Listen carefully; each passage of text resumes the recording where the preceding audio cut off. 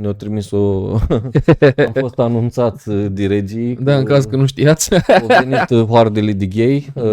după ce a ieșit Nicu Șordan, deci de luni a început asaltul vămilor. Erau acolo Da, ei așteptau. erau la poartă. Da, dacă Erau la ieșea Simeon, vamă, se la întorceau. Nădlac Da, și stăteau acolo frumos să aștepte semnalul. exact. Eu Și zis, când- bă, gata, o ieșit, dă, intrați. Și ai văzut semnalul? În ziua votului, duminică, a ieșit și curcubeul, de Da, 2 ori. în 2 caz, da. curcubei au fost. Deci, eu vă zic, bă, creier, totul a fost organizat. Curcubeu trimis de Uniunea Europeană, de Ursula von der Păi da, Leyen. ea au apăsat butonul și a ieșit Au curcubeul. trimis niște avioane care au dat cu niște culori așa frumos și au făcut un Da, curcubeu știm cu fake. toții, curcubeu Era nu fake există. curcubeu. Dar nu există Tu curcubeu știi că real. tot curcubeu real iese numai când vrea Dumnezeu. Sau când vine piticul cu ala de aur. Sau așa, da, când își caută banii. Corect. Eu și-au pierdut la păcănele. Dar și-și ăsta caută care a și- ieșit în ziua votului a fost Ursula, au apăsat butonul, că, na, oamenii așteptau